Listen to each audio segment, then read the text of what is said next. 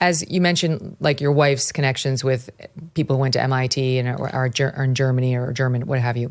You look around the world, you look at Germany, you look at France, the UK, and you see the influx, just the absolute influx of migrants from the Arab world. And you see their cultures radically changing. Many of these men in particular, but families in some cases, won't assimilate and have zero desire to. And we've had people like Ayaan Hirsi Ali write, books and papers and speaking out about this for a long time, saying, continue this way at your own peril, because you really don't have your country the way you thought you did. And that became very clear after 10/7 in all of these countries, including our own. So how does that resonate with you as a Jewish man who's been very outspoken on the blowback, the blaming of Jews in the wake of the 10/7 attack and the outpouring of support for not just the Palestinians, but for Hamas, even in our own country? Yeah, look, it's been a kind of a wake-up call, I think, for the entire country. Jews are 0.2% of the global population. And when a country, sort of attacks Jews, it's usually a very bad warning sign. And it went very quickly from sort of anti-Israel to anti-Semitism, and then it became anti-Americanism. On college campuses, they were, putting up, holding Hamas flags and burning American flags. And so, obviously very disconcerting about, some of the youth in our country. With respect to Muslim immigration in Europe, I think, you look at what's going on in Amsterdam, what continuing to happen since a soccer game between an Israeli team and a local team, and people being beaten up on the streets, and the police really doing nothing. And I think, on the anniversary or within a day of the anniversary of Kristallnacht, which was what I would say the beginnings of the Nazi destruction of the Jews during World War II. So, these are obviously disconcerting things for, someone who comes of Jewish origin, but I would say very disconcerting for someone who's an American, because, it starts with the Jews, and then unfortunately it expands to other groups, and it really is representative of a group of people in the country that don't love our country. And that's not, you don't want to import into your country people who hate your country. That is the beginning of the end. And I think Ayaan and Douglas Murray, I don't know if you know, yes, if you follow him. Douglas. Yes, one he's of the greatest amazing. minds And, alive. Absolutely. We had the opportunity to have dinner with him a couple nights ago. And 7 years ago, we wrote a book about the death of Europe, basically. Mm-hmm. And this was his warning. So I think immigration policies globally are going to be rethought. You look at what's happened to Sweden in terms of crime rates and the crimes and, unfortunately, the rapes and so on. They're still in denial. Can I tell you something, Bill? We went on 2 family vacations over the past year. One, it was to the Netherlands, and we went to Sweden. They're still in denial. I mean, we asked everybody about what consequence there's been to the influx of immigrants.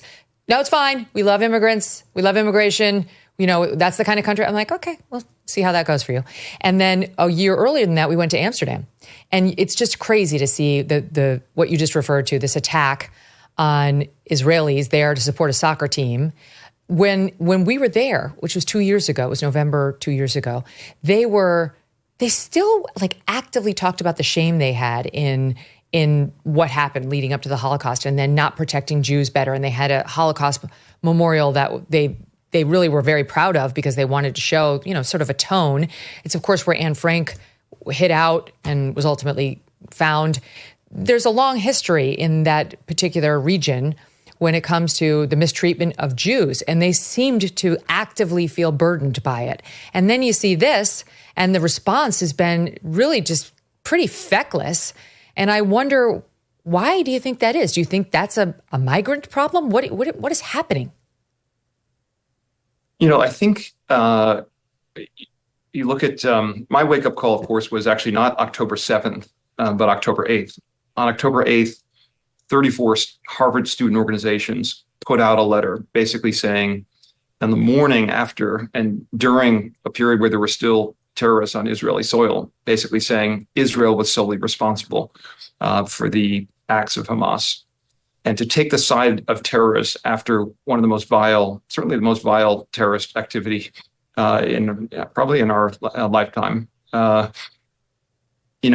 sends a very bad message about what students are learning on campus. And that really led me to kind of a deep dive of, what is the origin of this sort of point of view. And when I spent time at the Harvard campus talking to faculty, they said, look, Bill, this comes from really this DEI ideology. And I'm like, what? DEI have to do with, Israel. And they explained to me this whole, that the kids are basically taught this framework where, you have to think about the world. There are two kinds of people. There are oppressors, and these are basically the successful people. And then there are the oppressed, and those are people that the successful people became successful by oppressing. And in fact, people interpret American history this way. And in some places, American history is taught this way. And, it just shows the importance of, making sure your kids are learning the facts and not being taught an ideology that ultimately is very, very harmful. But, when you believe that kind of ideology, you take the side always of, quote unquote, people, you take the side against successful people. It's sort of an anti-meritocratic, ideology. And America is this, built on a meritocracy. So it's really an anti-American idea.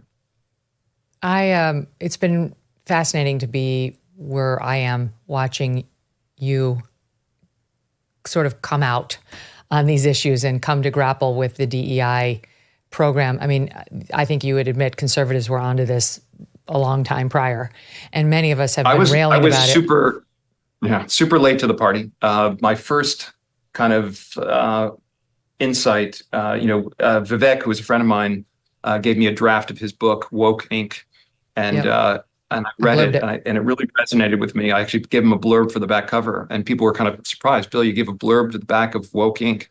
But it really wasn't until the events on campus after October 7th that I realized the degree of harm that can come from what is actually fundamentally like this neo-Marxist ideology. And it's interesting how, successful countries, ultimately, if you look at what's going on in universities are become very left-wing in America. The Harvard campus, 2% of the faculty in an anonymous survey admitted that they were conservative, and they had to do an anonymous survey because they couldn't admit it in a public forum. 98% were left or far left. And if that's the backdrop, and you're teaching, young minds, you're going to install a certain ideology in their point of view, and it requires a very strong young person to learn in that environment and have different views. Mm-hmm. I do feel hopeful. I want to talk more about the universities. I do feel hopeful, though. I mean, I've been seeing so many videos online of young people, college-age people, male and female, with the MAGA hats on, dancing, celebrating. MAGA's cool. Being a Republican right now is cool in a way it hasn't been for a very long time. And I do wonder, and also being subversive is fun. The more crap you get for putting on the red hat, the more attractive it can be, especially to young people. And so I really do wonder whether that filters into the Ivy League. It's a certain kind of person that gets into the Ivy League. They are diligent. They're very hardworking. They're usually very, very bright, though not in all cases. And they're used to following rules and seeking approval. I don't know that the subversive type gets attracted to the Ivy League, but it will be interesting to see if they more and more do go to these institutions and enjoy stirring the pot a bit. What do you think?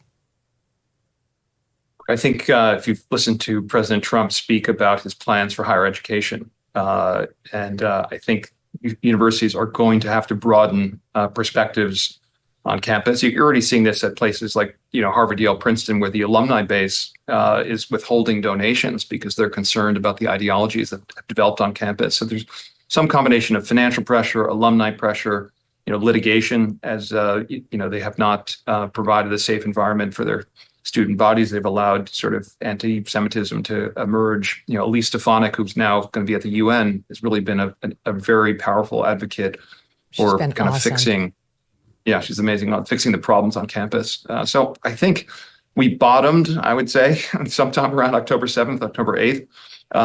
And I think the country's made a huge recovery. I think, for Trump to get not just, a windfall in, the states, but also, for Republican control of the Senate, Republican control of Congress, as well as a mandate in terms of a majority of the American people voting them into office. I think, we haven't seen something like this for, many decades. And I think that I would say the left has been very quiet for the last, 8 days or so, which I think is sort of interesting. And I think hopefully it's a wake up call for everyone.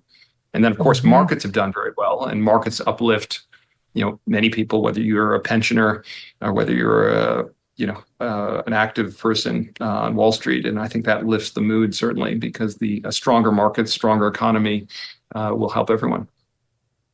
The Trump plan for universities, he's been laying them out over time. This clip is from November 2023. He hasn't said anything different than this, so I think this is still what he plans. But this is what he said about it in part. Take a listen, South 13. Americans have been horrified to see students and faculty at Harvard and other once respected universities expressing support for the savages and jihadists who attacked Israel. We spend more money on higher education than any other country, and yet they're turning our students into communists and terrorists and sympathizers. Under the plan I'm announcing today, we will take the billions and billions of dollars that we will collect by taxing, fining, and suing excessively large private university endowments, and we will then use that money to endow a new institution called the American Academy. Its mission will be to make a truly world-class education available to every American, free of charge, and do it without adding a single dime to the federal debt. It will be strictly non-political, and there will be no wokeness or jihadism allowed. What do you make of that, to tax the private endowments? That's getting more and more steam. Yeah, look, I think if you think about it, I'll use my Harvard example. Harvard gets huge subsidies from taxpayers. One is the tax exemption, which of course is enormously valuable to Harvard. It's enabled them to generate billions of dollars. So effectively, when you think about a tax exemption, it means the entire country is paying for the education that's taking place on the Harvard campus. And that sort of nonprofit status, I think, confers certain responsibilities, right? If the entire country is supporting a university, but the university only represents one political ideology, that doesn't make sense. You would argue, if you want to be a private university and adopt a particular ideology, then fine, be private. And private means no funding from taxpayers. So I think there's a real logic to it. The Genucel Dark Spot Corrector is back, and it's on sale at Genucel.com. The Dark Spot Corrector reduces the appearance of sunspots, brown spots, discoloration, and even red inflamed patches. And for the holiday preview sale, the Genucel Jawline Treatment is also on sale at Genucel.com. It tightens and sculpts the sensitive skin in the jawline and neck area with Genucel proprietary technology. Plus, new customers will save an additional 50% off the website sale prices automatically at checkout. Best prices on Genucel luxury skincare in their 25-year history.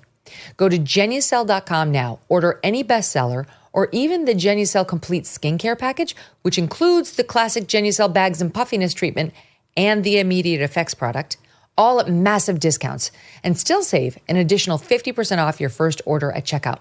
Genucel.com/MK today.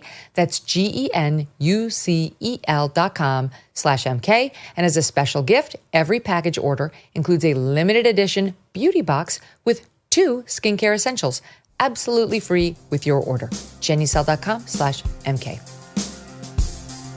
Thanks so much for watching. If you like what you just saw, hit the subscribe button for more clips and full episodes.